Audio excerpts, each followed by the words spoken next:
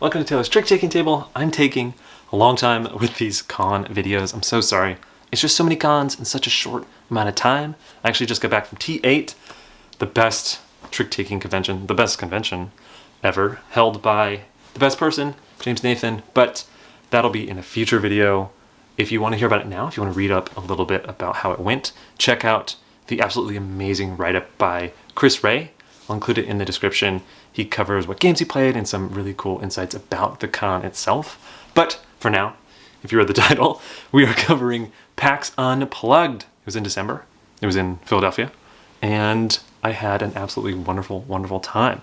Before we get into it, I do want to say the Negozo giveaway, I'm down to 5 jokes that I think were the best.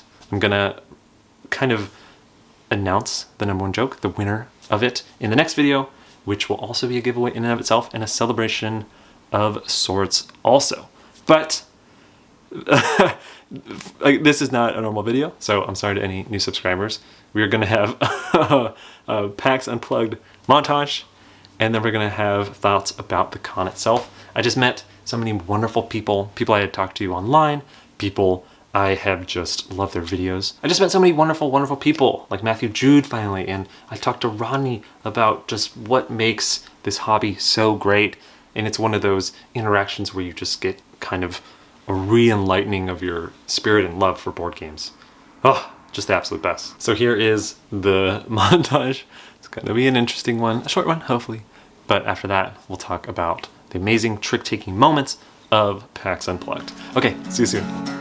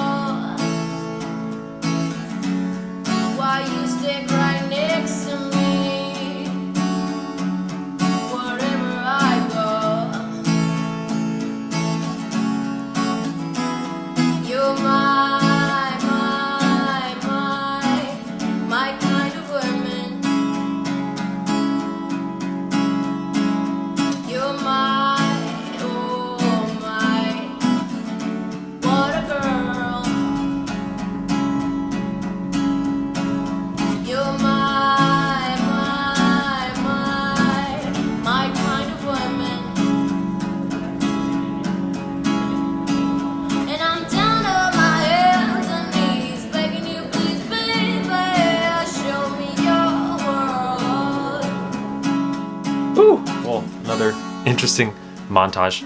PAX Unplugged overall was such a wonderful, wonderful experience. Meeting new people, playing with those new people, amazing trick-taking games. Having what I could only describe as a little bit of an out-of-body experience of teaching people trick-taking games. It was all such a wonderful time. I think, again, I'll just do this chronologically, talk about games I played, games I saw, and more of the trick-taking highlights of that con. Because in general, I feel like trick-taking is growing a lot. I saw someone, kind of a publisher, talk about on Twitter that trick-taking is a bit of the kind of roll and write craze. I don't know if it's that far. I think roll and write kind of got to a high saturation level where a lot of games, and I think still a lot of games that are not roll and writes got turned into roll and writes. I mean, even now there's My City game got turned into a roll and write. Someone described roll and writes as almost mediums, where any board game can almost be turned into a roll and write. I don't think trick-taking has hit that level, but I have noticed just, especially at PAX, the kind of blowing up of trick-taking. Cat in the Box was a huge one that was on the con floor, getting a lot of buzz, a lot of people talking about it. Or even newer ones that had not as big of kind of presentation as Cat in the Box, like Bug Council Backyardia, that I saw someone from Shut Up Sit Down, I think Ava, got a copy of it. But overall, trick-taking just had a wonderful kind of presence at the con. You saw it talked about a lot and brought up a lot and played a lot. And it was really cool to see. The best way to cover PAX Unplugged is probably talking about it in chronological order. So it was 3 days, Friday, Saturday, Sunday. On Friday, the beginning part of Friday, I was kind of plagued because I was so anxious to do the learn and play. So a really cool thing about PAX, and I learned this from Matt, who was amazing, who kind of organizes a ton of PAX, I think is maybe the main person or one of the main people behind PAX, is this event called Learn and Play, where the premise is someone or a group of people, they come and they teach a game or a couple games to a group of, I think, like 12 tables. And the teach is done where, maybe as you can see here, there's a projector that's projecting a demo copy onto a giant screen, and then everyone has a copy of the game on the table in front of them. So the games are usually picked from kind of like a spreadsheet, and the offerings that I could have picked from were Scout and Cat in the Box Deluxe version by Bezier, and then I think Mission Deep Sea, the second crew. And I ended up going with Scout and Cat in the Box because I think those were kind of the most requested, just because they were kind of like new additions and they were getting a lot of buzz at PAX. And so I'm not very good at public speaking, I'm just terrified at it. And it was a bit of an out-of-body experience. I'll get to it, I guess, a little bit later, because it was at 7:30, from 7:30 to 9:30. So Friday was a funny day because I was just so nervous the entire time. I kind of walked around, went to a few booths, and wanted to do a few events that I could do before I kind of got into playing games with friends or meeting kind of people that I knew were going to be there that I was like, super excited to meet. So the start of the con kind of took a bit. I just got in line and waited for a badge and got all the things you need to get in. But once I got in, I wanted to do one of the competitions, and I went to the competitions were kind of older games like Stratego, or I think there was a Hungry Hungry Hippos competition, things like that, kind of older childhood games. And the one I managed to do was for categories. And it's so funny to do like competitive categories, because that's a game where the group kind of agrees on the validity of the answers, and the answers are always so loose, you know? Like, what counts as a double point for alliteration, or sometimes answers are a little fuzzy, like things on a map or things at a beach, like, okay, yeah, technically you could have Lincoln Logs at a beach, like if the letter was L. Long story short, I met some amazing people there who I kind of hung out with later on in the con, and it was nice because it was a little bit of a nerve settling moment. I was able to not be so nervous leading into the speech, which was nice. And then another thing I did that helped was I went to the Unpub Room. So the Unpub Room had a ton of games that were kind of just in different states of design, whether they were ideas that, you know, the designer had just come up with earlier that day, to ideas that the designer had playtested a good amount and they just wanted feedback on. It was great. I met Ashwin, who showed me their kind of group trick taker, and we talked a lot about deck makeup, which I think is just so huge in a trick taker. I kind of lead with it and teach videos because it is so important, I think. There were also a couple prototypes there that did trick taking in the Unpub. There was Opacity, which is kind of like an Oath, like legacy trick taker. I didn't get a chance to play it, sadly. And then there was also Kites, which I did get, I think, a full game in. That was Mitch's design, and it was really great. I thought the premise where the hook is kind of you're bidding on, I believe, which tricks you're going to win in which suits. There's like 3 suits, and like if you win a red trick, like lead red, you would move your kite up, and if you moved it too far, it popped. So at the very start, you're trying to put your kites in certain positions, kind of bidding on how many tricks you're going to win in that suit. Really nice, really smooth and clean. I know not all prototypes have to be like this, but whenever I see a prototype that is well considered in terms of like the player aids and the graphic design, and you can tell the designer really cared about how it looked and how it came across to its playtesters. Like, he valued their time a lot and had icons and stuff and powers that were clean and easy to explain, and the rules teach was pretty smooth, right? I love to see that. I don't think it's always needed, because obviously that's what Unpub is for, but it's really nice that Mitch kind of had a really solid design that also looked and kind of came across as something that had a lot of care and love into. So that was really fun. I'm excited to see where that goes. I think it was being pitched, so we'll see. I'm super excited. And at Unpub, I ran into Daniel Newman, who we have a video on Reapers by him, and it was cool to chat about his and Tony's company Newmill and the idea of like wanting to just publish trick takers and stuff. I know they have Tall Tales by Rand that's coming out in a bit. Jumping a little bit ahead, but I also ran into Rand, who was running the section of PAX that is like the new area. I don't know what it's exactly called, but essentially it had games from Japan, from that game market that happened a month or so earlier. And then also I got to talk to Rand about the art, because not only is he doing Tall Tales game design wise, but he's also doing the art for it. And I guess quick pitch for Tall Tales. I've heard it recently described as almost like German whist-like, but the premise is you have 4 suits, and starting with the highest, you're going to draft cards that were recently played into the trick, like the last trick or the previous trick.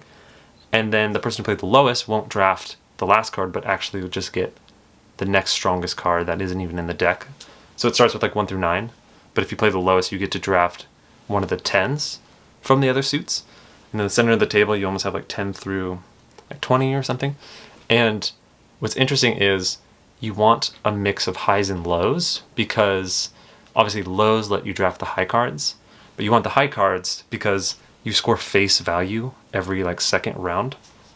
So it's really interesting because you're crafting this hand. It's like this hand builder for the next round, because again, the cards that you're drafting are your hand for the next round. I don't know if I explained it too well.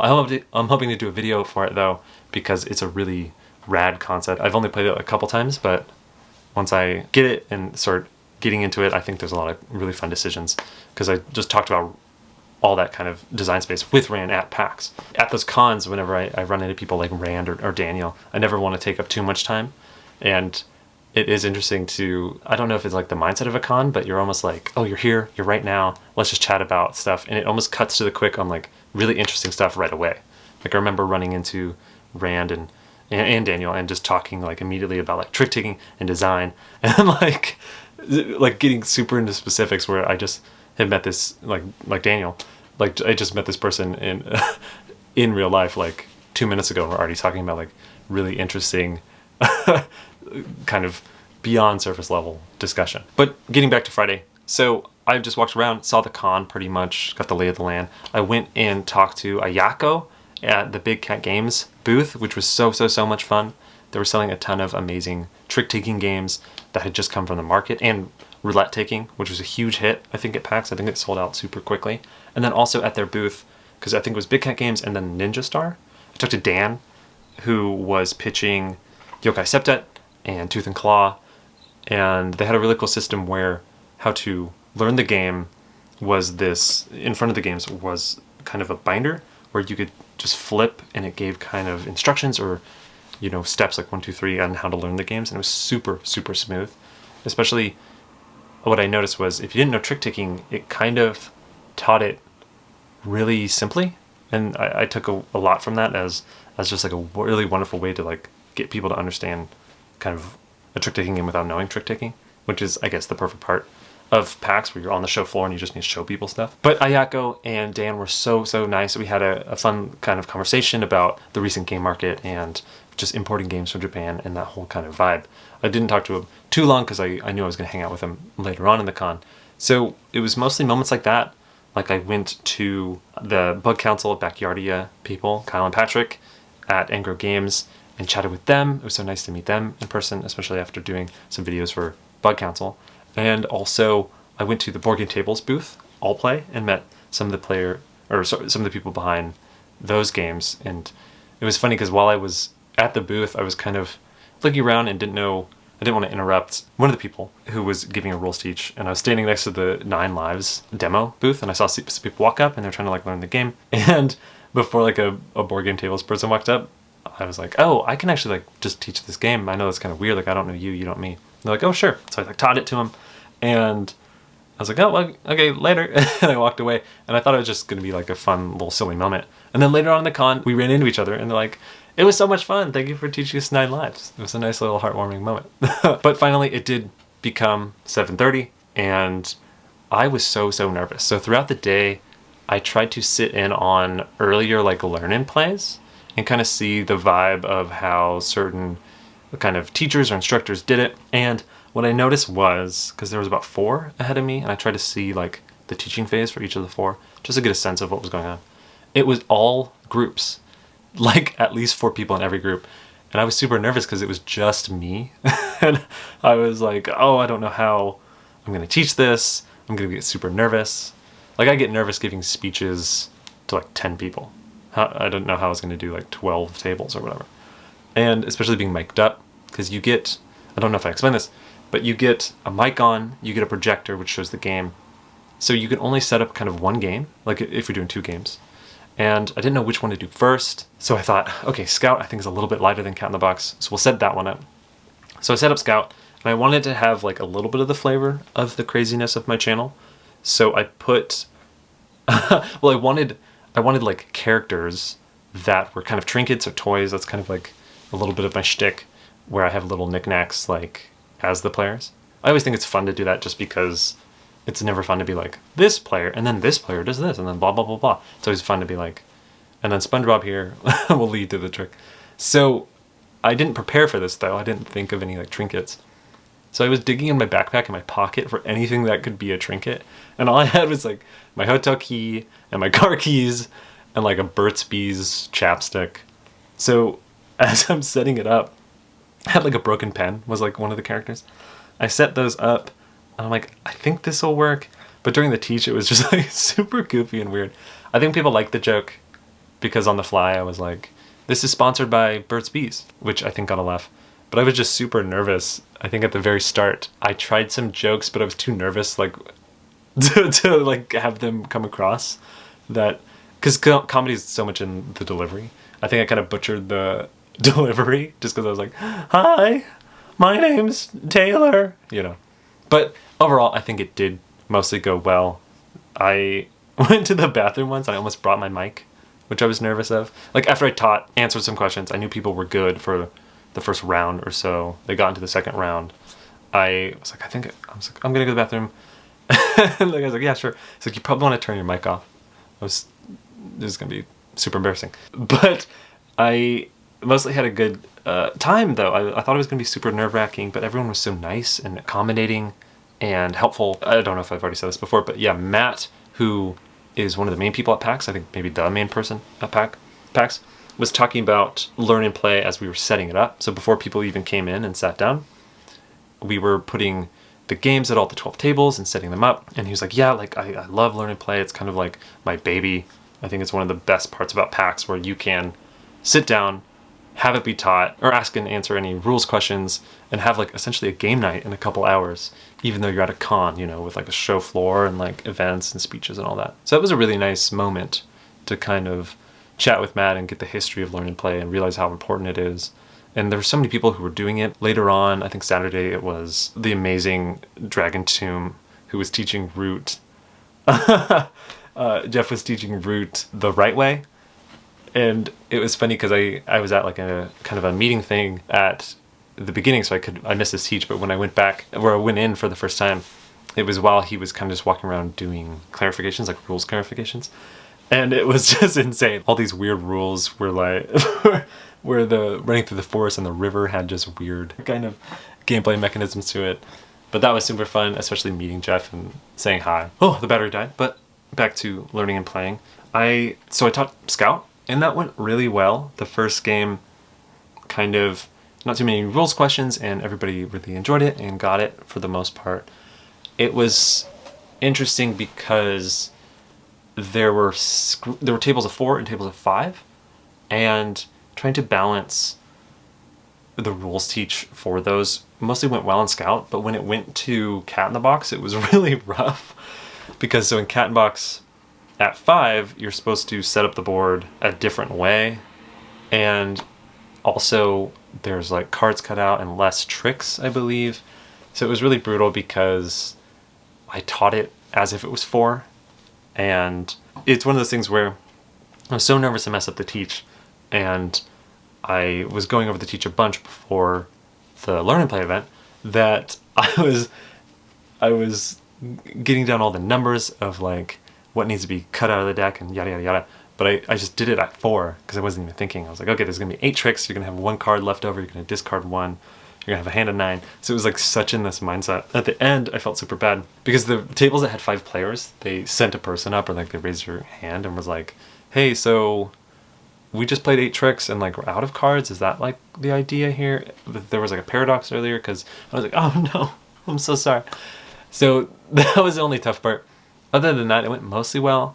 I'm realizing that Cat in the Box is just a tough one. I think maybe a third or maybe a quarter of the tables didn't love Cat in the Box, whereas like pretty much everyone liked Scout. I think it's a tough one for intro people, especially if you don't know trick taking, to then play that for the first time.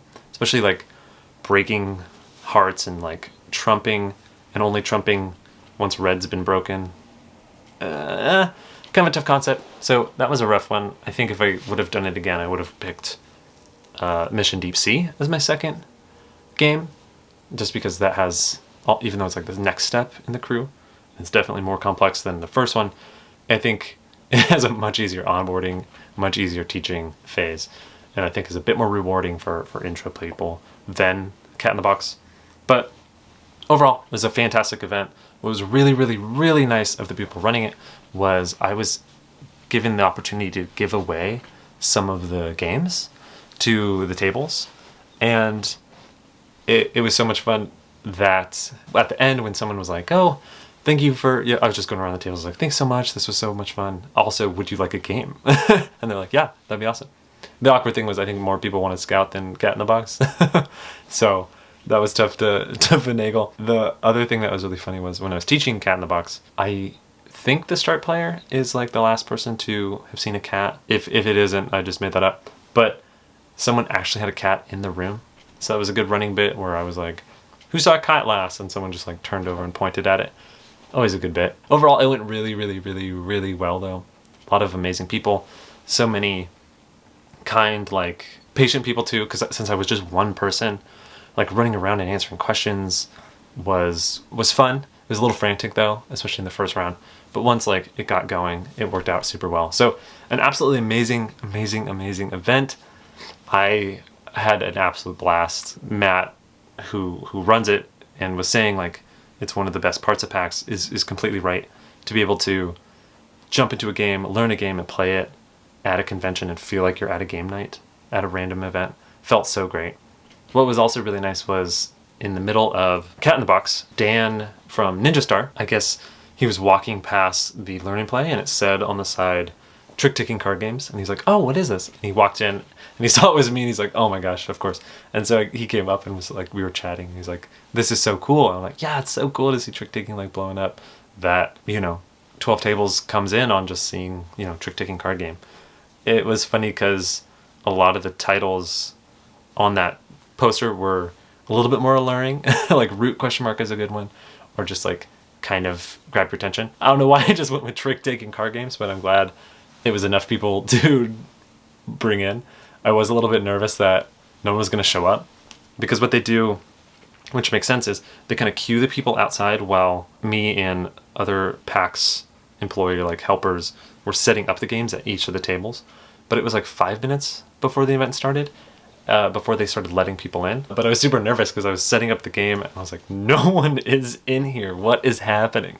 I'm going to be doing a learn and play to like 2 people. But as you can see, it filled up and it was super, super, super fun.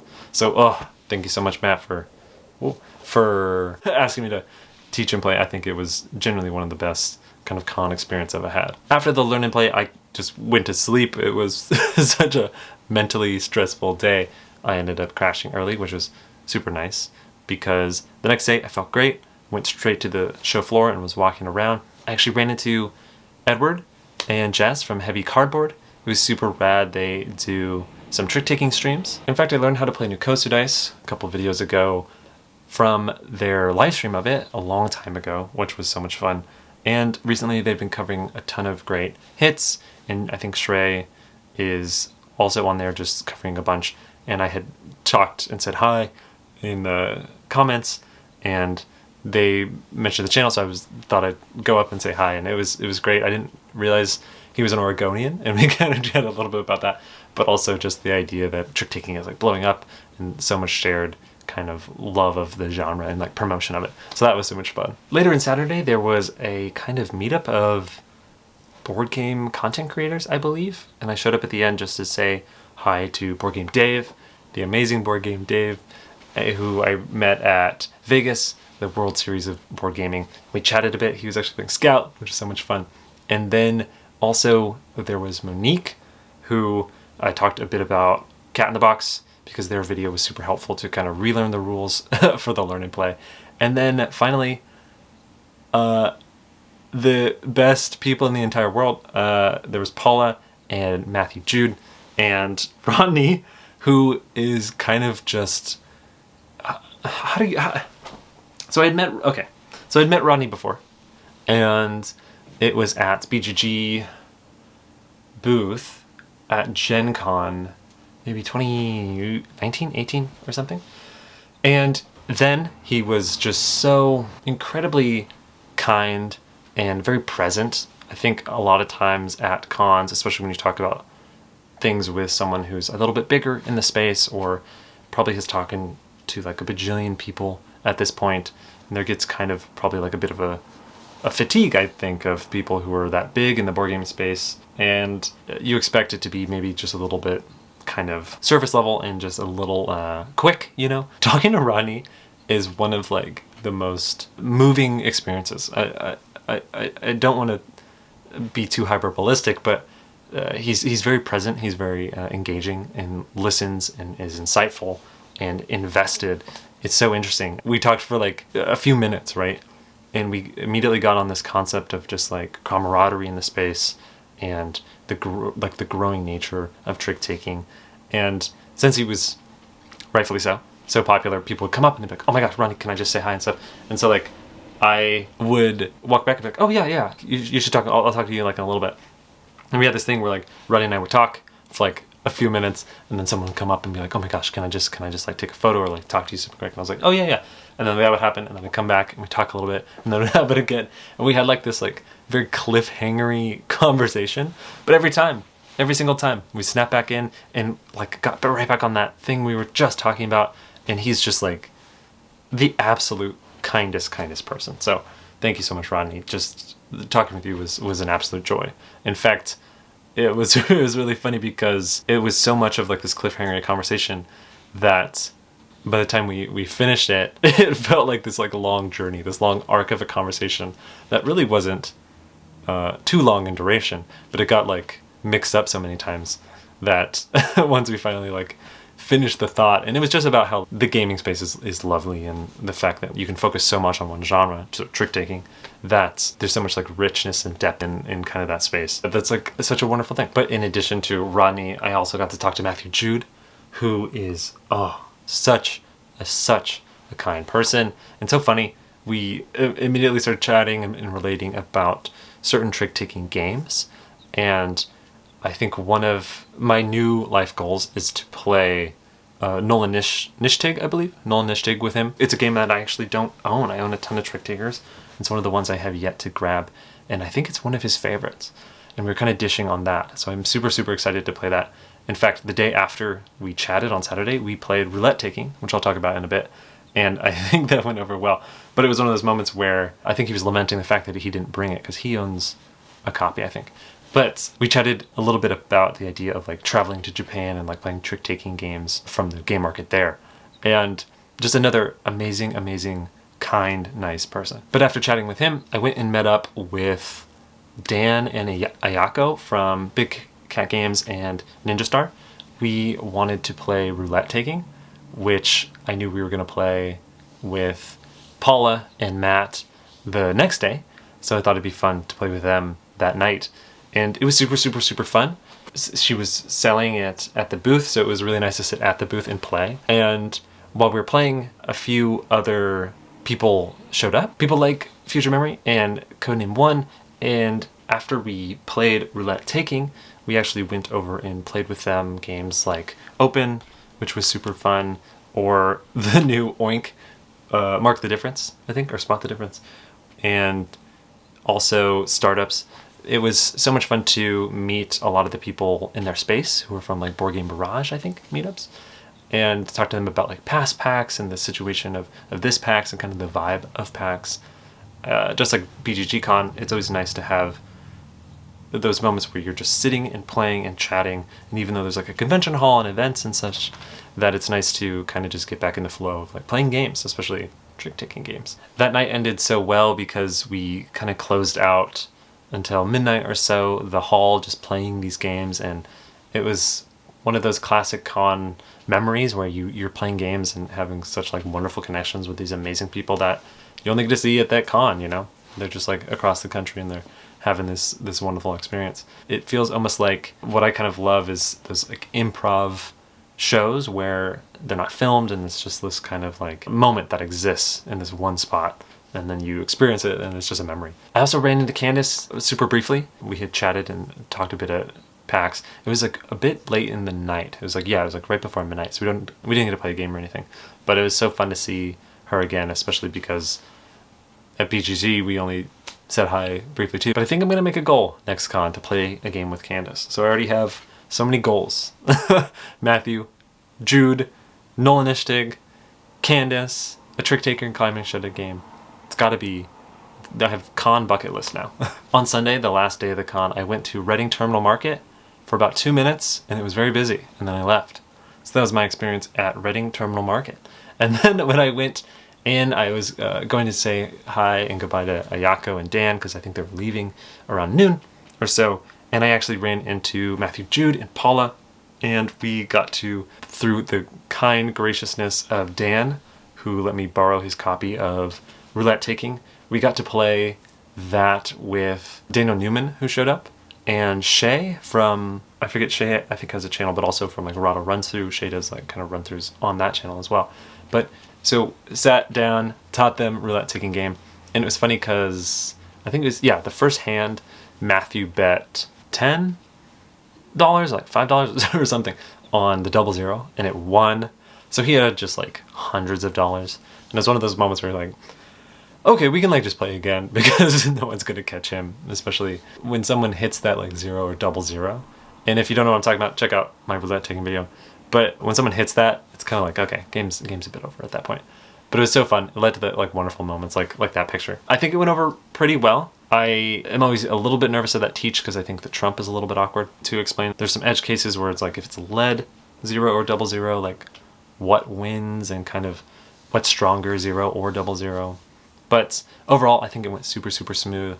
I believe they liked the game. It was so much fun to talk to Paula and Matthew as you're playing. There's kind of a different vibe when you're chatting versus, so like on Saturday when I met them at like a meetup and we were just chatting in the halls afterward, and kind of that vibe, especially when you first meet someone, just feels so different than when you're playing a game and you have time to kind of relax and know you're going to be in this space for a while to kind of just like casually chat, which was really, really nice. And then on that Sunday, I met back up with the amazing Amelia and Jesse, and we actually did an escape room. It's so fun to do like mini escape rooms at cons because you can kind of cut to the quick of a puzzle. It's not too much like multi-room or kind of filler puzzles when it's so fast, like 30-minute or something puzzle room. You get like a core idea and they try to execute it pretty well. It was fun. There was like a 2-room escape premise where you're passing things through the room because there was like kind of a mail slot, and that was really fun. And then I showed them make the difference, mark the difference again, and Amelia was just like amazing at it. It's always fun when I show off that game because I've showed it like 10 times or so, and someone's always just like so good at it, like just amazing good at it, like hidden ability good at it. And I haven't quite explained it. The premise is you're the one making the difference on a kind of a drawing with a marker, and then the other players have to they have to spot the difference that you made. At the very end, I walked around the con hall and just said goodbye to a lot of people and hi to some people I hadn't met before. I saw Chris Yee, who's part of the Dice Tower and covers a lot of trick-taking games. It was really fun to talk to him a little bit about trick-taking. And Kenji, who's working the Oink booth and showing off Maxmen, which was really nice. So that was PAX Unplugged. Just a ton of wonderful, wonderful people having a wonderful, wonderful time. I think there's something special to these cons where everyone gets together and has this shared excitement and kind of giddiness, and everyone it's almost like everyone's talking a little bit faster because you know you only have a little bit amount of time and you have so much to say, and you just know you're in the process of making core memories with just the best people. Ah, I love that feeling. I love that moment. Anyway, thanks so much for watching, and hopefully if you go to a con, you and I can hang out, because I think honestly it's the best moments. Anyway, see you later.